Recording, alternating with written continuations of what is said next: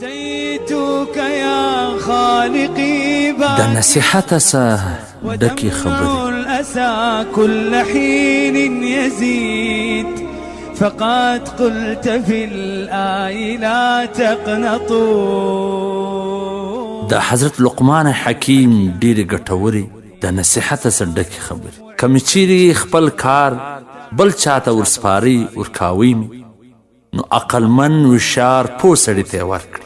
که چیرې پوه هوښیار عقلمن سړی په لاس نه درځي نو په خپله یې کوئ، که نه نو هېڅ مه کوئ. سأترك يا رب ذنبا مضى. د عقل په شان د عقل په رنګه هیڅ یو دولت نسته او د جهالت په شان باندې هیڅ یو غربت نسته. یعنی عقل چې کم دی در هر دولت لوړ دی او جهالت چې دی دا در هرې غریبۍ غریبي ده.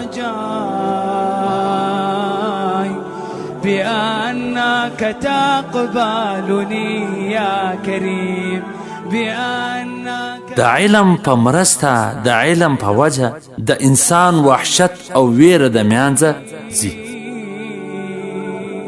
أتيتك يا خالقي باكيا ودمع الأسى كل حين. د دنیا په کارونو کې دومره بوخت مصروفه اوسه څومره چې د عمر پاته وي. هیڅوک نه پوهېږي چې زما عمر به څومره پاته وي. کیدی سي چې یو ګړی وي وروسته یې مرګ میلمه سي. نو د چا چې دا تصور وي هغه به ولې په دنیا کې ځان داسې بوخت ساتي چې د دین هر کار ځین پاته سي. فذا يوم عيد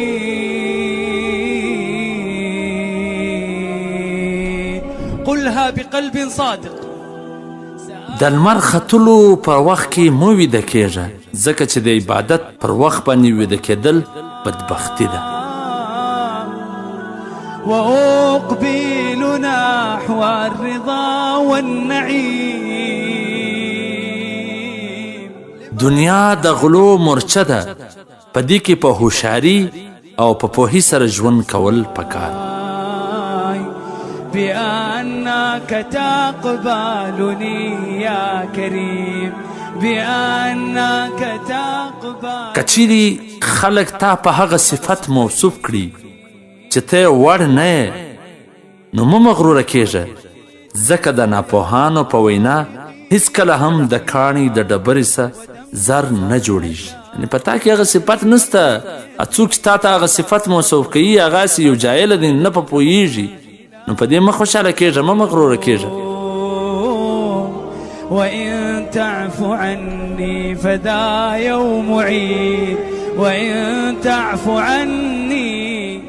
د خلکو د هوسا کېدو دپاره کوشش وکړي او په خپل منځ کې په مینه محبت سره ژوند وکړي. بې ځایه خبرې وینا کوونکي څه او د لویي مغرور کېدو څه ځان وساته.